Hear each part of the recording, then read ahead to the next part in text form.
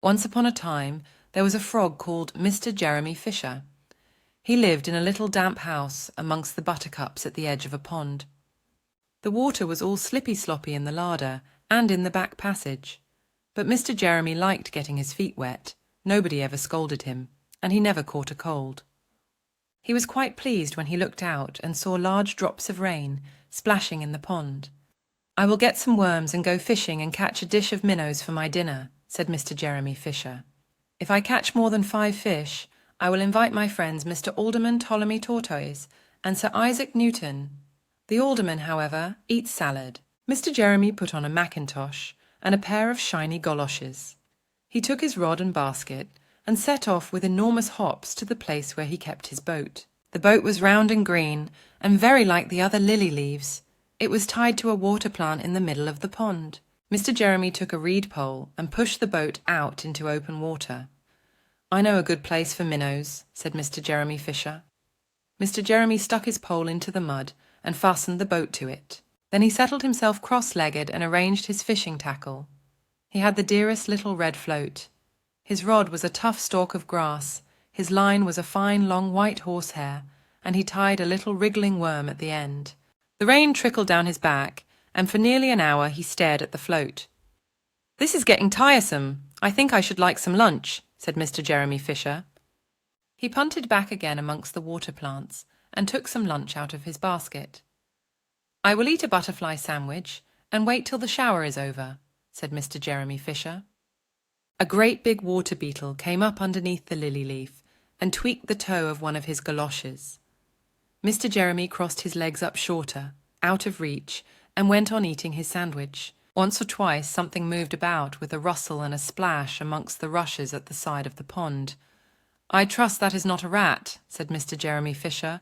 "I think I had better get away from here."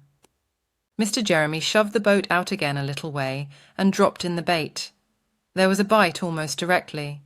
The float gave a tremendous bobbit. "A minnow! A minnow! I have him by the nose!" cried Mr. Jeremy Fisher, jerking up his rod. But what a horrible surprise! Instead of a smooth fat minnow, Mr. Jeremy landed little Jack Sharp the stickleback, covered with spines. The stickleback floundered about the boat, pricking and snapping until he was quite out of breath. Then he jumped back into the water, and a shoal of other little fishes put their heads out and laughed at Mr. Jeremy Fisher.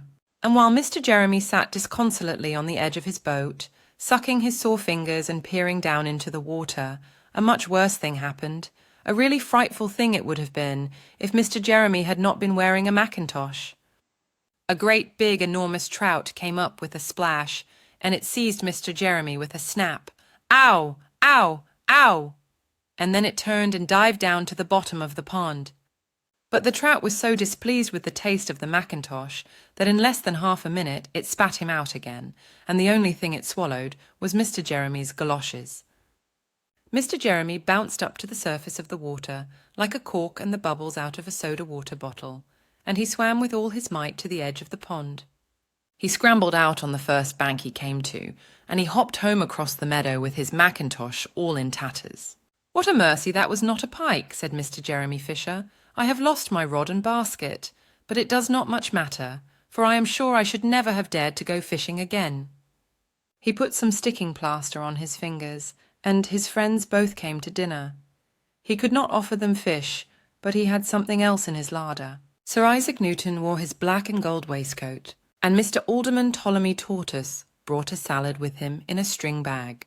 And instead of a nice dish of minnows, they had a roasted grasshopper with ladybird sauce, which frogs consider a beautiful treat, but I think it must have been nasty.